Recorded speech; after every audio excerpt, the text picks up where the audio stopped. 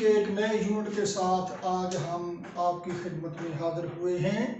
Electron volt energy का ही unit है, क्या है, क्यों है, कैसे है, आइए जनाब यारी देखते हैं। चले जी, तो आई होप कि अब तो ईद का खुमार भी उतर गया होगा और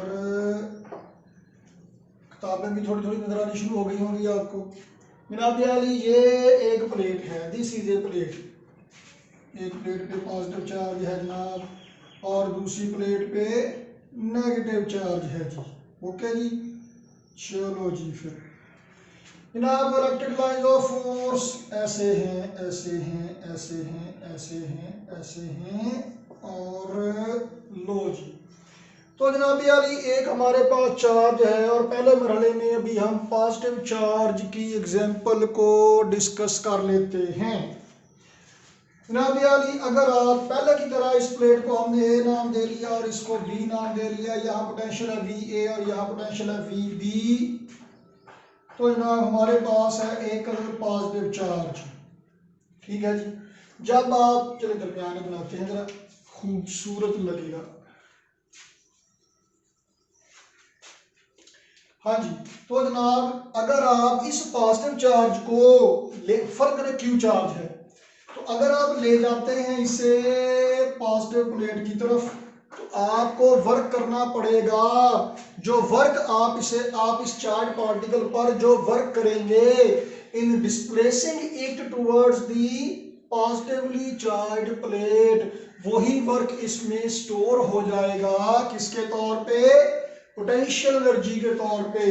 तो इसका मतलब ये है कि अगर ये पॉजिटिव चार्ज वाला पार्टिकल यहाँ पे पॉजिटिव प्लेट पे पहुंचेगा तो उसकी पोटेंशियल एनर्जी क्या होगी जनाब, इंक्रीज होगी। यानी it will gain potential energy, electrical potential energy. और अगर आप इसे छोड़ देते हैं तो ये किधर को जाएगा, फिर ये जाएगा नेगेटिवली चार्ज प्लेट की तरफ। और जैसे जैसे नेगेटिव चार्ज वाली प्लेट की तरफ जाएगा वैसे वैसे इसकी किनेटिक एनर्जी स्पीड ज्यादा होती जाएगी क्योंकि इसे फोर्स ऑफ अट्रैक्शन मिल रही है। तो इसका मतलब ये है कि जैसे जैसे नेगेटिव चार्ज वाली प्लेट की तरफ यानी ए प्लेट की तरफ मूव करेगा वैसे वैसे इसकी किनेटिक एनर्जी क्या होगी, ज्यादा होती जाएगी। किनेटिक एनर्जी इंक्रीज होती जाएगी जनाब आली। इसका मतलब ये है कि पॉजिटिव चार्ज वाला पार्टिकल जब नेगेटिव से पॉजिटिव टर्मिनल की तरफ या नेगेटिव से पॉजिटिव प्लेट की तरफ मूव करेगा तो उसकी पोटेंशियल एनर्जी ज्यादा होगी, जाहिर बात है किनेटिक एनर्जी कम होगी। और जब ये पॉजिटिव चार्ज वाली प्लेट से नेगेटिव चार्ज वाली प्लेट की तरफ मूव करेगा तो उसकी किनेटिक एनर्जी ज्यादा होगी और पोटेंशियल एनर्जी कम होगी। ये एक किस्म की एनर्जी ज्यादा हो रही है, दूसरी किस्म की एनर्जी ऑटोमेटिकली कम ही होगी। अच्छा ठीक है, या चले आप इसे कह लेते हैं कि जब एक पॉजिटिव चार्ज वाला प्लेट पॉजिटिव टर्मिनल की तरफ पॉजिटिव चार्ज वाली प्लेट की तरफ मूव करेगा तो पोटेंशियल एनर्जी में इजाफा होगा, किनेटिक एनर्जी में कमी आएगी। और नेगेटिव चार्ज वाली प्लेट की तरफ मूव करेगा तो किनेटिक एनर्जी में इजाफा होगा और पोटेंशियल एनर्जी में कमी आएगी। चले मैं यहाँ पे ये भी लिख देता हूं कि पोटेंशियल एनर्जी डिक्रीज होगी। ओके जी, और यहाँ पे पोटेंशियल एनर्जी अगर इंक्रीज होगी तो किनेटिक एनर्जी डिक्रीज होगी। और जनाब अब हम बात करते हैं नेगेटिव चार्ज वाले पार्टिकल को मूव करवाते हैं इन्हीं दो प्लेट्स के दरमियान। लो जी, ये हम लाल रंग से बनाते हैं, रेड कलर से। चलो जी, तो नेगेटिव चार्ज वाला पार्टिकल जब पॉजिटिव प्लेट की तरफ जाएगा तो यहां से चूंकि से अट्रैक्शन मिलेगी तो किनेटिक एनर्जी क्या हो जाएगी, इंक्रीज। और पोटेंशियल एनर्जी क्या हो जाएगी, डिक्रीज। और जब ये नेगेटिव चार्ज वाला पॉजिटिव पार्टिकल नेगेटिव प्लेट की तरफ जाएगा तो ज़ाहिर है चूंकि इसे रिपल्शन मिलेगी उधर से, तो इधर को जाते हुए इसकी किनेटिक एनर्जी क्या होगी, डिक्रीज। और पोटेंशियल एनर्जी क्या होगी इधर को आते हुए, इंक्रीज। लो जनाब अब देखिए क्या सूरत हाल है कि जब एक पॉजिटिव चार्ज वाला पार्टिकल पॉजिटिव टर्मिनल की तरफ मूव करेगा तो पोटेंशियल एनर्जी में इजाफा होगा, किनेटिक एनर्जी में कमी आएगी। और जब एक पॉजिटिव चार्ज वाला पार्टिकल नेगेटिव टर्मिनल की तरफ मूव करेगा तो किनेटिक एनर्जी में इजाफा होगा और पोटेंशियल एनर्जी में कमी आएगी। तो जनाब आली इसी तरह से जब एक नेगेटिव चार्ज वाला पार्टिकल पॉजिटिव प्लेट की तरफ मूव करेगा तो उसकी किनेटिक एनर्जी में इजाफा होगा, जिधर से उसको अट्रैक्शन मिलेगी तो उसको स्पीड ज्यादा होगी, किनेटिक एनर्जी में इजाफा होगा, पोटेंशियल एनर्जी में कमी आ जाएगी। और नेगेटिव चार्ज वाला पार्टिकल जब नेगेटिव प्लेट की तरफ मूव करेगा तो पोटेंशियल एनर्जी में इजाफा होगा और किनेटिक एनर्जी में कमी आएगी। अब ये सिचुएशन कई सारी बन जाती हैं, इन सब को शॉर्ट करके हम जनरली एक स्टेटमेंट जारी कर सकते हैं। वो एक बंदा कहीं से आया, हमारे जैसा था, दरमियाना सा, पढ़ा लिखा, इंग्लिश फिल्म देख के आया सिनेमा से। साथ में किसी दोस्त ने पूछा कि हाँ भाई क्या देख के आया यार, तुम्हें तो इंग्लिश आती नहीं। कहता ला मुझे सारी समझ लग गई फिल्म की। कहता कैसे क्या हुआ, तो हमें भी स्टोरी सुनाओ। कहता वो हुआ ये कि हीरो बैठा था एक रेस्टोरेंट में, कुछ खा रहा था, एक बंदा उसके करीब आया और आके उसने उससे कुछ कहा। जवाब में हीरो ने भी उससे कुछ कहा, फिर उस बंदे ने उससे कुछ कहा, फिर उसने भी उससे कुछ कहा, फिर आपस में लड़ पड़े। लो जनाब स्टोरी पूरी हो गई। अल्लाह अल्लाह खैर सल्लम। तो जनाब यहाँ पे भी ऐसा ही है, हम इन जनरली ये कह सकते हैं कि जब भी कोई भी किसी भी किस्म का चार्ज पार्टिकल किसी भी सिमत से किसी भी सिमत में जाएगा तो उसकी किसी ना किसी किस्म की एनर्जी में इजाफा होगा और किसी एनर्जी में कमी आएगी। ये बात लाजमी होगी कि कोई भी चार्ज पार्टिकल हो, चाहे पॉजिटिव हो चाहे नेगेटिव हो, वो जब भी मूव करेगा पॉजिटिव से नेगेटिव की तरफ या नेगेटिव से पॉजिटिव की तरफ, तो उसकी किनेटिक एनर्जी या पोटेंशियल एनर्जी में से किसी किस्म की एनर्जी में इजाफा होगा तो किसी दूसरी किस्म की एनर्जी में कमी आएगी। एक किस्म की एनर्जी में इजाफा होगा तो दूसरी किस्म की एनर्जी में कमी आएगी। ये बात तो जनाब आली है बिल्कुल पक्की। अब सूरत हाल क्या है, हम ये बात पहले कर चुके हैं कि जहां पे जाके पोटेंशियल एनर्जी में इजाफा होगा, जहां पे जाके पोटेंशियल एनर्जी में इजाफा होगा तो इसका मतलब ये है कि वहां पे पोटेंशियल की वैल्यू ज्यादा है, क्योंकि वहां तक ले जाने के लिए हमें वर्क करना पड़ा। Work done per unit charge in displacing it from one point to another point in electric field appears as, है ना जी, डिस्कस किया हुआ है हमने। तो work done per unit charge ही पोटेंशियल डिफरेंस के बराबर है। जितना ज्यादा वर्क करना पड़ेगा पर यूनिट चार्ज, पोटेंशियल की वैल्यू में उतनी ही ज्यादा तब्दीली आएगी। तो इसका मतलब ये है, गौर से बात सुनिएगा, पॉजिटिव चार्ज वाले पार्टिकल को जब आप पॉजिटिव टर्मिनल की तरफ ले जाएंगे, जिधर से रिपल्शन मिल रही है, तो उधर को जाते हुए पोटेंशियल एनर्जी में इजाफा होगा। इसका मतलब ये है कि पॉजिटिव चार्ज के लिए ये हाई पोटेंशियल है जो पॉजिटिव प्लेट है, लेकिन नेगेटिव चार्ज को जब हम ले जाते हैं नेगेटिव की तरफ, उसे इधर से रिपल्शन मिलेगी तो नेगेटिव की तरफ जाके उसकी पोटेंशियल एनर्जी में इजाफा होना है। नेगेटिव चार्ज के लिए नेगेटिव वाली साइड हायर पोटेंशियल है, पॉजिटिव के लिए ये हायर पोटेंशियल है, नेगेटिव के लिए ये हायर पोटेंशियल है। ठीक है, तो पॉजिटिव चार्ज के लिए ये लोअर पोटेंशियल है, नेगेटिव चार्ज के लिए ये लोअर पोटेंशियल है। एक दूसरे के चूंकि नेचर अपोजिट है तो बात भी अपोजिट हो गई। लेकिन अब अगर हम जनरली ये कहें कि हायर पोटेंशियल की तरफ चलो, तो जनाब हायर पोटेंशियल की तरफ जाने का मतलब ये है कि अगर ये पॉजिटिव है तो हायर पोटेंशियल की तरफ इधर को जाना है, नेगेटिव है तो हायर पोटेंशियल की तरफ इधर को जाना है।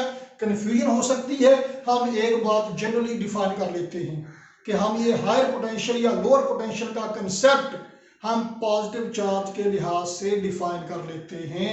और पॉजिटिव चार्ज के लिहाज से ये हायर पोटेंशियल है पॉजिटिव वाली साइड और नेगेटिव वाली साइड लोअर पोटेंशियल है। तो इसका मतलब ये है कि अगर हमें कहा जाए कि एक पॉजिटिव चार्ज को रिलीज करें, छोड़ें, वो किधर को जाएगा, पॉजिटिव से नेगेटिव की तरफ जाएगा, यानी हायर पोटेंशियल से नेगेटिव पोटेंशियल की तरफ जाएगा, हायर पोटेंशियल से लोअर पोटेंशियल की तरफ जाएगा। और नेगेटिव चार्ज को अगर इलेक्ट्रिक फील्ड में रिलीज करें, अगर छोड़े इलेक्ट्रिक फील्ड में, तो ये जाएगा किधर से किधर को, लोअर पोटेंशियल से हायर पोटेंशियल की तरफ ये जाएगा। तो हायर पोटेंशियल या लोअर पोटेंशियल का जो कंसेप्ट है बेटा जी, ये हम पॉजिटिव चार्ज के लिहाज से डिफाइन करेंगे, ये हम पॉजिटिव चार्ज के लिहाज से एक्सप्लेन करेंगे।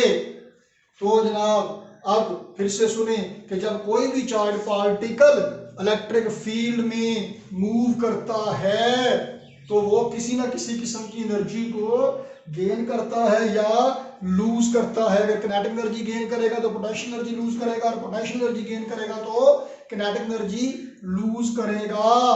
तो कितनी एनर्जी वो लूज करेगा या गेन करेगा, while it is moving through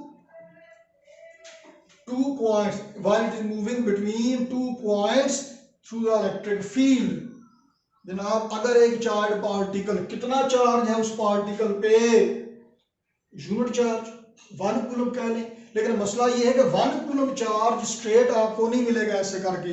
अगर आप ऐसे एनर्जी में आने वाली चेंज को डिस्कस करना चाहते हैं, ऑब्जर्व करना चाहते हैं, तो फिर आपने एक पार्टिकल मूव कराना है। कौन सा पार्टिकल मूव कराएं?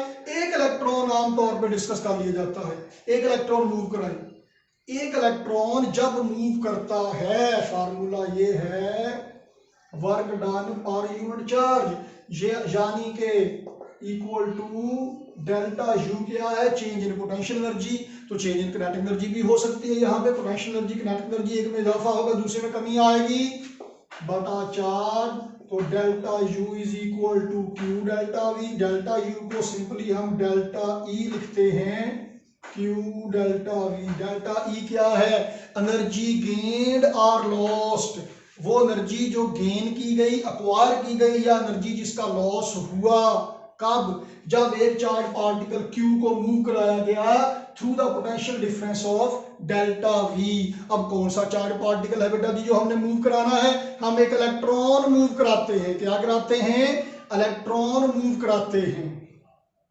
तो when one electron is traversed, when one electron is moved through potential difference of 1 volt. अब हम स्टैंडर्डाइज करने लगे हैं।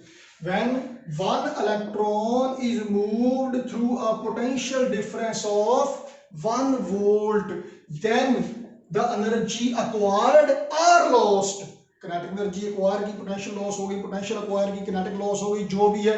अब वो जिधर से जिधर को बढ़ दी जाए, ये मसला नहीं है। जब one electron is moved through potential difference of 1 volt, एक इलेक्ट्रॉन को मूव किया जाता है, मूव कराया जाता है 2 पॉइंट्स के दरमियान, जिन 2 पॉइंट्स के दरमियान पोटेंशियल डिफरेंस है 1 वोल्ट का, तब जितनी एनर्जी वो एक इलेक्ट्रॉन गेन करेगा या लूज करेगा वो कहलाती है 1 इलेक्ट्रॉन वोल्ट। वो क्या कहलाती है? 1 इलेक्ट्रॉन वोल्ट कहलाती है। और ये 1 इलेक्ट्रॉन वोल्ट कितने जूल के बराबर होता है? आइए देखते हैं जनाब। 1 इलेक्ट्रॉन, एक इलेक्ट्रॉन को 1 वोल्ट के पोटेंशियल डिफरेंस में मूव कराया गया, तो यूनिट लिखते हैं। इलेक्ट्रॉन पे चार्ज कितना है जी? 1.6 इंटू 10⁻⁻19 कूलम इंटू 1 वोल्ट, यानी कि 1.6 into 10⁻⁻19 coulomb volt is equal to 1 electron volt. अच्छा, कूलम वोल्ट किसके बराबर है? यहाँ से देखिए जनाब Ali, delta V is equal to W over Q, यानी V volt is equal to joule बटा कूलम, यानी कि joule is equal to coulomb, इधर ले जाए कूलम वोल्ट। तो जनाब CV कूलम वोल्ट किसके बराबर आ गया? जाउल के बराबर आ गया। मोअज़्ज़ज़ खातिनो हजरात, ये रिलेशन निकला है इलेक्ट्रॉन वोल्ट और जाउल का। 1 electron volt is equal to 1.6 into 10⁻⁻19 joule. ठीक हो गया जनाब। 1 electron volt is equal to 1.6 into 10⁻⁻19 joule. तो जनाब देखिए 10 की पावर -19 जाउल है, मतलब electron volt is very small unit of energy. आमतौर पे माइक्रोस्कोप के लेवल पे इसको इस्तेमाल किया जाता है। अच्छी तरह से गौर से और घूर के जरा देख लीजिए, आने वाले सारे सिलेबस में हम बहुत दफा इसको इस्तेमाल किया करेंगे। अक्सर एनर्जीज हम इलेक्ट्रॉन वोल्ट में कैलकुलेट किया करेंगे और हमें अक्सर और बेशतर जूल को इलेक्ट्रॉन वोल्ट में और इलेक्ट्रॉन वोल्ट को जूल में कन्वर्ट करने की जरूरत पड़ा करेगी। तो हम कैसे कन्वर्ट करेंगे? अगर इलेक्ट्रॉन वोल्ट को जूल में कन्वर्ट करना है तो 1.6 इंटू 10⁻19 से मल्टीप्लाई कर देना पड़ेगा। देखिए मसलन जी 1 electron volt is equal to 1.6 into 10⁻19 joule है, तो जनाब 2 इलेक्ट्रॉन वोल्ट किसके बराबर होगा? 2 इंटू दोनों साइडों पे आपने 2 से मल्टीप्लाई कर देना है। तो देखें इलेक्ट्रॉन वोल्ट को जूल में कन्वर्ट करना है तो क्या करना पड़ा आपको? 1.6 इंटू 10⁻19 से मल्टीप्लाई कर देना पड़ा। तो जब जूल को इलेक्ट्रॉन वोल्ट में कन्वर्ट करना है तो इसके अपोजिट फिर आपको डिवाइड करना पड़ेगा। तो यहां से देखिए 1 जूल इज इक्वल टू, इसको चौक के इधर ले आए, 1/1.6 इंटू 10⁻19 इलेक्ट्रॉन वोल्ट। अगर 10 जूल है इधर 10 है तो फिर भी 10 लिखना पड़ेगा। जूल को इलेक्ट्रॉन वोल्ट में कन्वर्ट करना है, इस वैल्यू से डिवाइड करना पड़ेगा। इलेक्ट्रॉन वोल्ट को जूल में कन्वर्ट करना है तो इस वैल्यू से मल्टीप्लाई करना पड़ेगा, याद रखिएगा। फिर जनाब वाली अब जनाब आप देखें आपकी बुक पे पेज नंबर 19 पे एग्जाम्पल 12.4, इसको एक दफा देख लीजिए, सीधी सीधी ही है, मेरी तरह शरीफ सी है। तो जनाब अब हम चलते हैं आगे।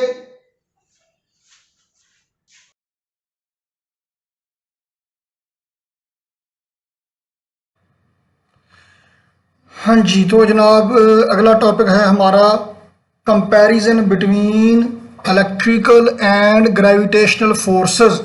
इलेक्ट्रिकल या इलेक्ट्रोस्टैटिक या कूलम फोर्स कह लीजिए, FE electrical force, FG gravitational force.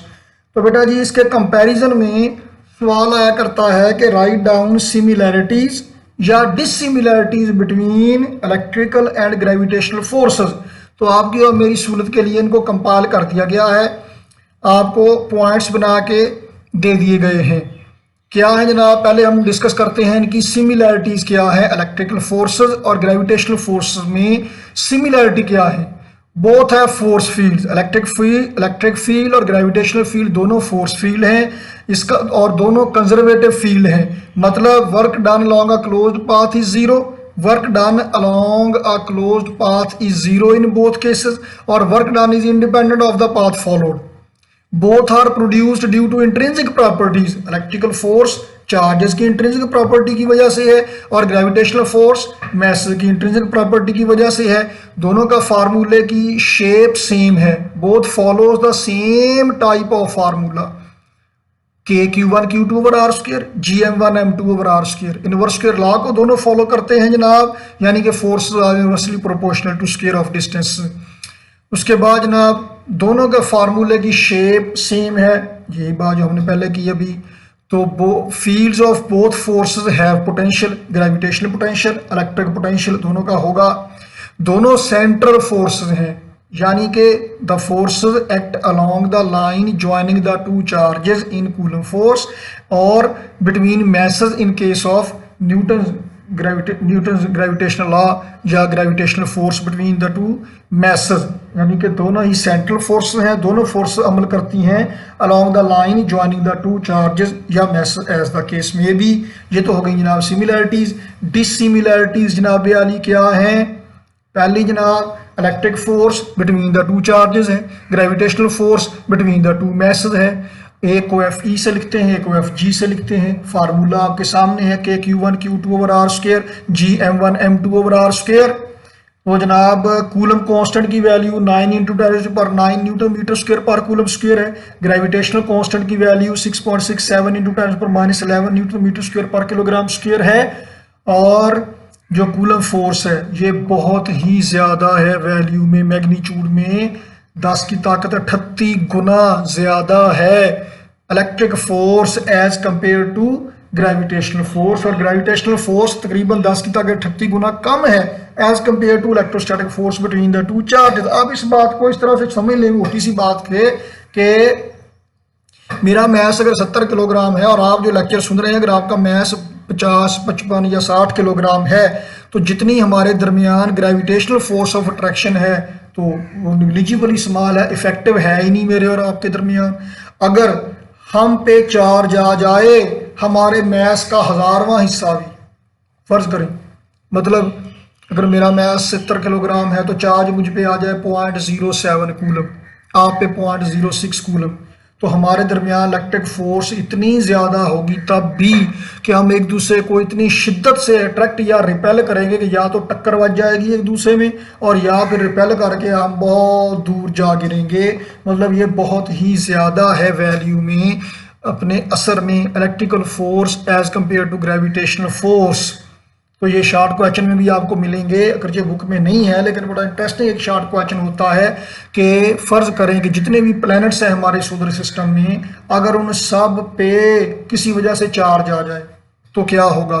अभी तो ग्रेविटेशनल फोर्स है जिसकी वजह से प्लैनेट्स सूर्य के गिर्द, चांद ज़मीन के गिर्द रोटेट कर रहे हैं। अगर चार्ज आ जाएगा तो इलेक्ट्रोस्टैटिक फोर्स ऑफ अट्रैक्शन या रिपल्शन इतनी ज़्यादा हो जाएगी कि ये इतना स्ट्रांगली एक दूसरे को अट्रैक्ट या रिपेल करेंगे कि दो सूरतें हैं, या तो पूरा सोलर सिस्टम कोलैप्स हो जाएगा, तबाह हो जाएगा, टकरा जाएगा, या एक दूसरे को रिपेल करके दूर चले जाएंगे, या फिर वो एक नई जगह पे एडजस्ट होंगे। अब तो नई सूरत में ज़मीन का सूरज से फासला और चांद का ज़मीन से फासला नए सिरे से एडजस्ट होगा और मौजूदा के मुकाबले में वो बहुत ही ज़्यादा होगा, जो इसका के चांस ना होने के बराबर है। और मतलब मौजूदा सूरत में सोलर सिस्टम अपना वजूद बरकरार नहीं रख सकेगा, सोलर सिस्टम कोलैप्स हो जाएगा, तबाह हो जाएगा। वैसे हमारे साथ होगा अगर हम पे चार्ज आ जाए तो जनाब जो इलेक्ट्रिक फोर्स है अट्रैक्शन रिपल्शन दोनों हो सकती हैं। ग्रेविटेशनल फोर्स ओनली अट्रैक्टिव है, इसका मतलब है कि electric field can be of दो नेचर हो सकती हैं, या अट्रैक्टिव नेचर या रिपल्सिव नेचर। अट्रैक्टिव फील्ड है, रिपल्सिव फील्ड है, यानी कि पॉजिटिव फील्ड और नेगेटिव फील्ड। जबकि ग्रेविटेशनल फोर्स एक ही तरह की है तो मैस एक ही तरह का है, ओनली अट्रैक्टिव है। तो जो इलेक्ट्रिक फोर्स है ये मीडियम डिपेंडेंट है, इसका मतलब जो कूलम कांस्टेंट है के, ये मीडियम डिपेंडेंट है। के होता है 1/4 पाई एप्सिलॉन नॉट अगर वैक्यूम है, अगर वैक्यूम के अलावा कोई और मीडियम है तब के की वैल्यू क्या होगी, 1/4 pi epsilon naught epsilon R होगी। तब ये मीडियम डिपेंडेंट है। ग्रेविटेशनल फोर्स मीडियम डिपेंडेंट नहीं है। जी की वैल्यू 6.67 × 10⁻11 न्यूटन मीटर स्क्वायर पर किलोग्राम स्क्वायर है और ये यूनिवर्सल कांस्टेंट है। जमीन पे, चांद पे, सूरज पे, आप यूनिवर्स में जहां मर्जी चले जाएं, ग्रेविटेशनल कांस्टेंट की वैल्यू यही है, ये मीडियम डिपेंडेंट नहीं है। तो अगर ग्रेविटेशनल फोर्स मीडियम डिपेंडेंट नहीं है, इसका मतलब है कि it can not be shielded, इससे बचा नहीं जा सकता, कम या ज्यादा नहीं कर सकते, कंट्रोल नहीं कर सकते। इलेक्ट्रिकल फोर्स चूंकि मीडियम डिपेंडेंट है, दो चार्जेस के दरमियान मीडियम चेंज कर देंगे, फोर्स ऑफ अट्रैक्शन या रिपल्शन चेंज हो जाएगी, इसका मतलब है इट कैन बी शील्डेड, इससे बचा जा सकता है। तो इलेक्ट्रिक फोर्स को डील करने वाला कूलम लॉ है और ग्रेविटेशनल फोर्स को डील करने वाला न्यूटन्स लॉ है। ये जनाब वाली हैं dissimilarities between F E and F G. तो जनाब ये था comparison between electric force and gravitational force. उम्मीद है कि आपको समझ लग गई होगी। कोई मसला है तो ज़रूर पूछिए, डिस्कस कीजिए, वीडियो के नीचे कमेंट कीजिए, लाइक कीजिए, सब्सक्राइब कीजिए। मिलते रहिए, तो मिलते हैं सेम टाइम सेम चैनल इंशाल्लाह अगली एपिसोड में। Thank you very much. अल्लाह हाफिज़।